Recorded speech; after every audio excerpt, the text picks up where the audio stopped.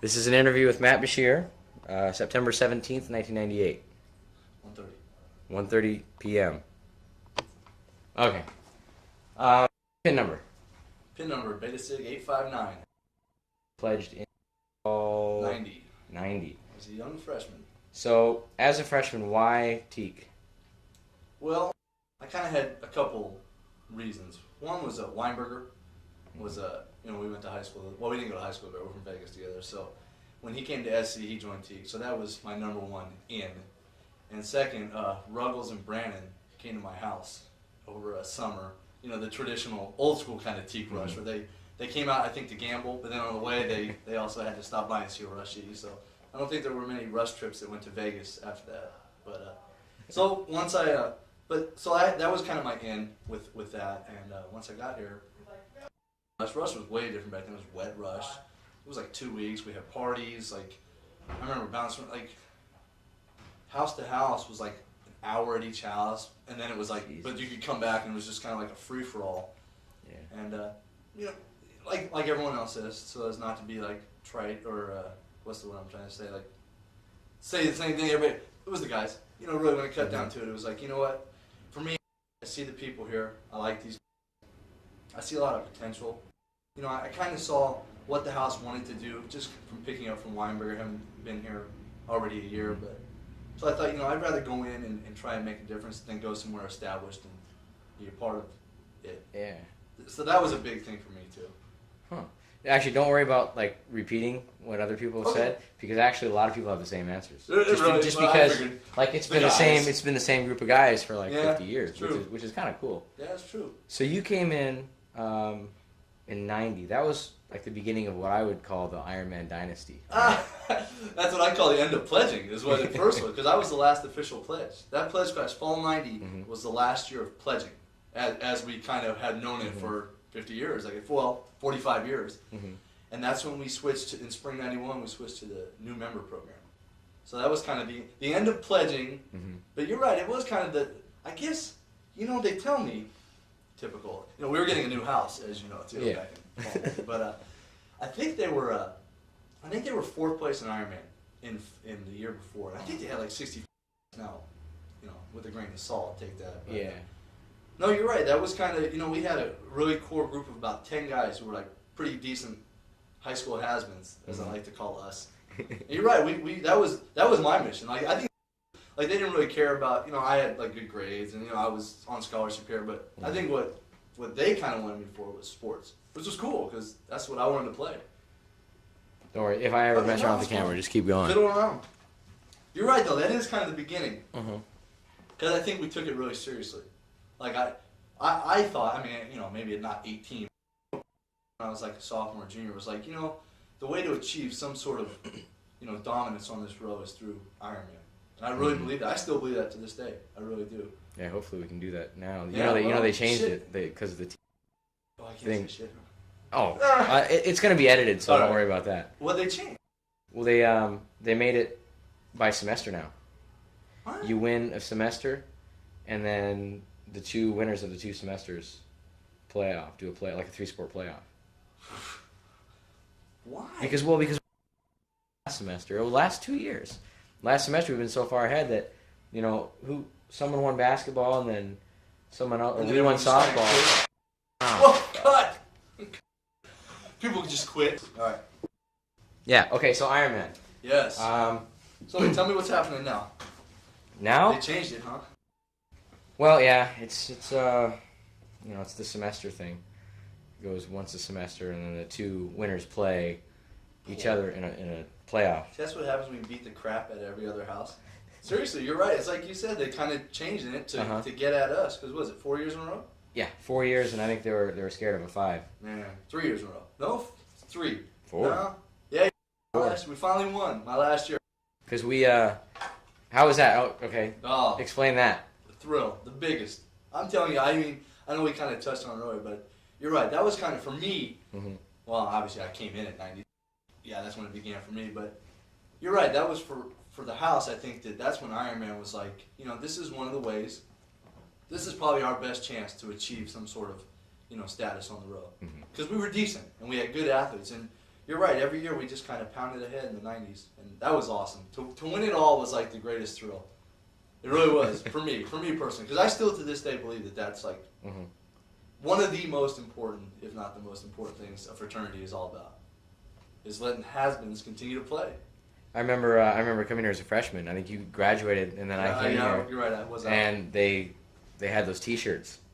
Yep. The first Ironman champion T-shirts, the blue ones, they were fucking dope. Yep. They were awesome shirts. Yep. Okay, so you came in. You were like one of the last pledges. Right? Yeah, I was the last pledge class. I like to say I was the last pledge. I always drop. Because I was the bottom of our pledge class. I was like, there's only 4 of us, but we did okay though. Me, Justin, and Froelich. Oh wow. Were the only 3 that actually meant anything. So. Do you think that was tougher being an actual pledge and a new member? You know what? It's funny because that was kind of one of my big things. Is like I didn't want to go through the hazing. The traditional hazing that I had heard of, and I was naive but also knowledgeable in the sense that I knew, kind of from talking to Weinberg, it's like I knew kind of what happened at SAE and what happened here, and so that was another thing. Even though it was a pledge program, we were we had almost kind of made the move away from whatever traditional hazing used to go on here. We had made that move, and so for me, I think it was harder being outside once we tried to implement that new member program because we didn't know what to do with it. We were like one of the first TEAC chapters to really say, all right, national, here we are, we'll do it. And they're like, wow, okay. We give us a 3-year grace period. And trying to accomplish the things that a pledge program accomplishes. It's almost harder. I always said it's easy to jump from like a C to like a B+. That's a little effort. But to move up from an A- to an A, that's hard. That's a hard thing to do, and that's kind of where you guys are at right now. Yeah, that's kind of our goal right now, and hopefully, I don't know if we're gonna do it while I'm here, but they might do it next year. Who knows? Let's hope that it can. I think the best thing that you can do is make sure that there's enough in place so that the next year it happens. And so for me, now 3 years out, coming back, it's like, hey, things are on that same path. Yeah, which you guys started. That's kind of a cool feeling too. Even though I don't even know, there's not a single guy in the house that I rushed. Your class, being the one that joined when I was gone. So that's true. So that's kind of a cool feeling when you like, hey, I have really no time in the house. Nothing that, no legacy. These are the guys that I rushed, or these are the guys that I led in basketball. It's like I've got nothing, and things are still great. True. So that's a cool feeling. That's really cool. Yeah. So you come back a lot for the alumni events and whatnot? It's usually in the fall. I was up in Pepperdine, so that was I was close enough where I could come back in the fall. I kind of had to wean myself away. Like fall 90, that's probably why I know you so much. Fall 95, I came back a lot because, law school, I was living in the fucking graduate dorms over there, and that's poor living. And that's such a, like Church of Christ, so that's kind of like no drinking. People got to be out of bed at 10, or out of bed at 10. People have to be, women and men cannot be in the same room past 10.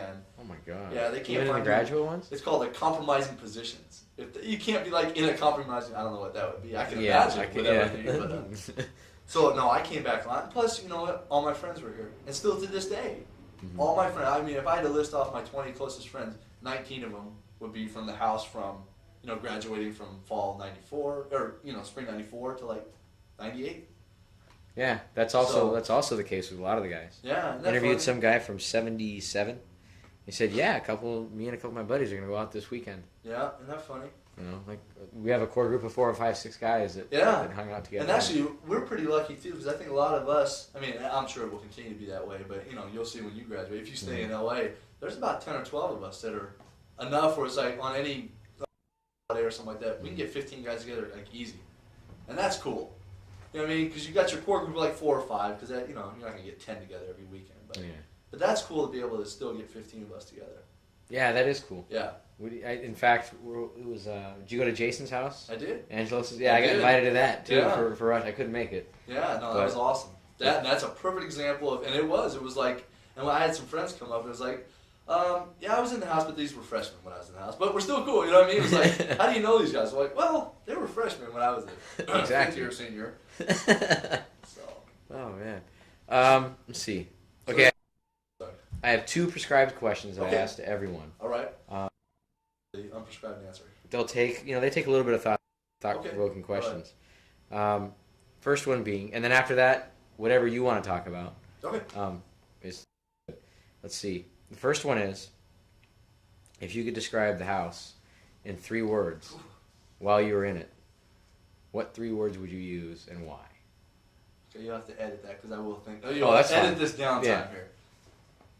Oh boy.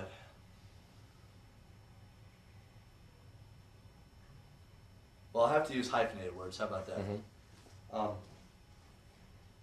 In a realistic description, we were moving up. There was no doubt about that. That our status as a fraternity, kind of from I don't know angles you went social, athletics, and then kind of presence at the university. We were moving up.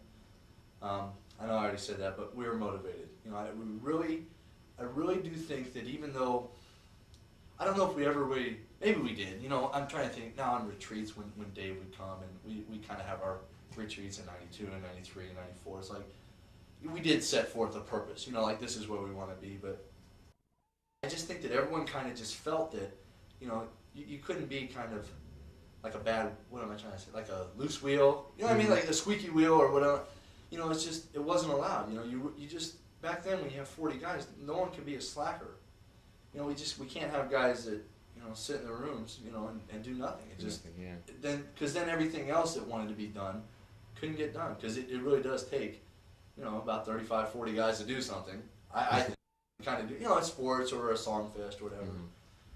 Mm-hmm. Moving up, motivated, all these M's, huh? And I think that we had a bit of arrogance about us. Because I think that at that time, you can kind of see that when you step onto the football field or the basketball court, and where you kind of get on stage at Songfest, it wasn't like, this small house at the end of the road. Don't they have 2 houses down there? It was like, wait a minute, that's Tiki.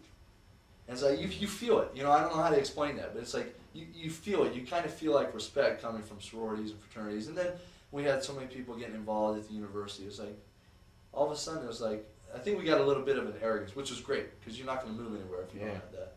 So, those are my 3. Okay, that was good. Thanks. Thanks. Yeah, you guys knew you were moving up. That's why.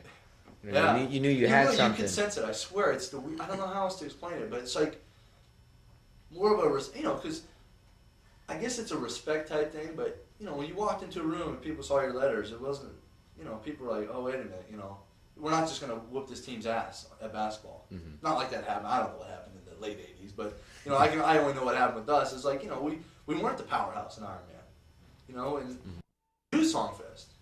We weren't in pep stores. We weren't in, things on campus. And all of a sudden it's like, more and more, it's like, here we come. And that was cool. That was a cool feeling. To know that people gave you respect. It's cool. All right, last prescribed. No, fire away.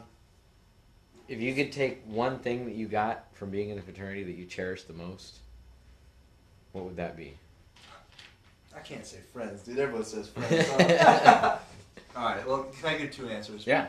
Because the first one would be my friends. I mean, and it's so funny because, like I said, you'll see soon. It's like, the times I had here were incredible, Mm-hmm.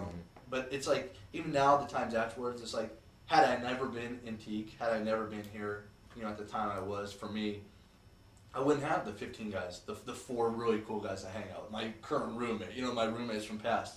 I wouldn't have had all that stuff. So, obviously friends, that's probably the standard answer. But I'll tell you, I have a better one. And for me, it's the memories from college. Right? That's a good one. What was the question again? Mm-hmm. Say the question again. Yeah, the thing that you got. First thing that came to my mind. The thing that you got that you cherish the most. Yeah, the thing that, without a doubt, is the memories. And it's cool now, having been now 8 years, but you can always find someone, or when you see someone at the house, you can always reminisce about something that you guys shared together. There might be 100 things, if it's with burger, what I mean? Like, there's always something that you shared with someone. That's cool. That's a really cool thing. And I know that when I tell people about my college experience, to this day, no one can beat me. You know what I mean? Like, no one can say, maybe they can tie, they can say, oh, well, my college was great, but I met a person who has even argued with me to say that their college experience was better than mine because of the 5 years that I had here and the things that we did. And it really is. I mean, I try and tell pulls me aside a lot at the tent, and she says, "Oh, talk to this freshman," or talk, this guy just joined his mom, and I talked to him. I'm like, the thing that you'll never know is that if you're not in Tiki, you'll never know the things that we do and the things that I talk about. But it's like, just to give yourself the opportunity to be in this house and to be a part of what's going on. That to me is where you truly find out that, that's kind of what you're here for. In terms of friends, in terms of memories, in terms of college, you're just not going to get a better experience. And it's hard to explain to an 18-year-old kid. Oh. Yeah. And especially without trying to badmouth other houses, because I don't know. I talk to people now who are in other houses here, and like even then they don't go, "Oh, that was the greatest 4 years of my life I spent at SAE." Huh. But I say, "Hey, this was the best 5 years of my life for a Tiki." We had some I'm down sure I'll times. say the same thing. Yeah, no, I'm sure you will, but it'll probably only be 4 for you. But yeah. I'd like to take my couch that I slept on for about 2 years, but I think that's been beaten to death. I don't even see it in here anymore. It's probably an East. We've got like, right. East is niche. Right, yeah, probably fleas, but I don't know if you've seen the Tiki Bar. No, It's not the Tiki Bar anymore. Really? Fire code. Shut up. Yeah, they said we can't have all that straw and all that stuff. So what is it? Right now it's just walls. The Hurricane Hugo? Yeah, exactly. With no thatch on the top? It's we're gonna have to redesign it, but wow. They replaced all the walls because they were all water damaged from all the beer that we spilled. It's really sad, like spilling beers on walls. But you know what? No, you know what? It leaks from above too. Yeah, that's true. Yeah, so all we replaced. Damn those fireworks! Every now and then, every 2 years, they come in. They come in and they just tell us that this place is a fire hazard, and I don't know where they're getting off with that crap. We used to lock the door when they came off. Well, anything else that you want? I'm happy with what I got. Oh, okay. Well, I think it's, for me, I don't know if you want to put this on the tape, but I think it's really cool that you're doing this. Oh, you know what I mean? I mean, this is, I only know 42 years of Tiki, but I think it's really cool that you're putting this together. I really do. It should be. It's actually cool for me, too, because I get to learn. Yeah, you'll probably know more. Everything. Almost as much as Dave. Yeah. And then maybe... And a little more, because there's a few things that people have said. Really? He doesn't know. No, so seriously, thank you, because this is really cool that you're doing this, and I'm sure it'll go off really well. Oh, I hope so. It should go off really well. I don't know, what else should I talk about? Let me see how long it's been I don't so know, far. yeah, tell me. I mean, Oh, you're about average now. You're at 25 minutes. Okay. Which is good. I don't know. Ironman. We talk about Songfest? Oh yeah. You guys won Songfest, right? We did. We were. Tell me about that. We I think they tried to do it in 80, 87, 88. One of those years, the house tried to do it. And I don't know if it just practices got to them and they quit. I don't think it ever went to the show. Mm-hmm. But part of our moving up in the world, and you understand, and people who have been here kind of understand. There's a definite strata of where you are, and fraternities here, and sororities here, and social. I mean, you can kind of lay it out pretty clean. And so part of our moving up in the world and moving to the top was we thought, we got to do Songfest. Because Songfest was, I'm trying to think, it was in its 41st year at the time that we did it, and went to completion. Yeah. And that was 94. March 13th, 1994, a night that'll live in infamy. Not really, but it was, for me, the only reason I bring that up is because that was another thing that, I'm not a theater major. I'm not like that's never been my gig. Not a singer or a dancer. No, I'm not. I like to sing in the shower. But, you know what I mean? But that was never something I ever did. But I guess maybe I always wanted to do, because when the opportunity arose, I was like, and it was great too, because that was another thing, because I was post-president. And I was very fortunate that I had, fall 93, a year and a half, so 3 semesters where I was done with the presidency, done, and once you do that, obviously you're done with office for the most part. Yeah. And so I was able to take on things like Songfest, things like Sports Fair, things that I always wanted to do but didn't get to do because you're doing other stuff. And so that was my kind of like baby. My first year out of presidency was like, hey, spring '94 is like, well, I need something. It's like, dude, give me Songfest. Nice. And that was one of the coolest things I'd ever did, because I, when you don't do that stuff, when you're not a director or a theater, an actor, and yet you production, that's cool. And then you guys. And then when you win, you did it with Pi-Fi too, and right? then you did it with Pi-Fi, which was that was, I don't know, how you can mark things in history that are like, but that was a big step, I think. Which still actually is a tradition. It's now. I know with 5, it's got to be 4 and 5. 96, 97, 98. So it's at least 5 years. 5 years. 3 out of 5 ain't bad. And he got robbed the third year. My spring 96 was a robbery. That was my first year out, and I came back. That was with the videotapes and the Singing in the Rain, and James Bond. Got robbed. Robbery. That was robbery. That was horrible. That was a travesty because they gave it to those idiots wearing white T-shirts that said like Bruins, Trojans.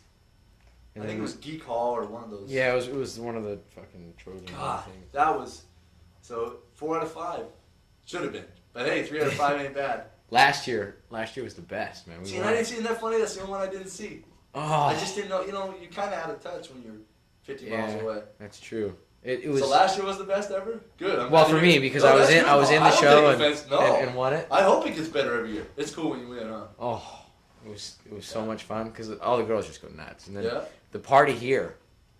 This whole room was just like packed. You couldn't move. Yeah. It was, people were on the table. It's probably why it's broken. Right. That's how it was in '94. Because in fact, Bill Tieford was on the table or on the couch. He was on one. We had Mom Gray, the house mom from Pi Phi, and Bill Tieford, who obviously is an alumni sitting out there, I'd imagine, but came back and played the piano for us live on stage. Oh, man. And he came back to the post party, and that party rocked too.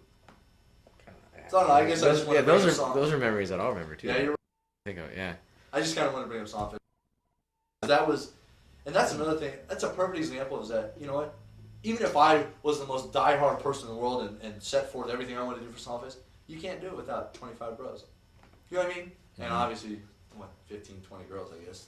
It's somewhat uncooperative, but that's a perfect example of like, you can have everything that you want to do, but unless you've got the help, unless you've got your friends that are willing to sacrifice and kind of know what the purpose is, you know, there was a higher purpose in Songfest. Yeah, it was to meet the Pi Phis and to do it, but you know, it was to win and to say, hey, here we are. Here's another example of why we're going to be the best house in the row.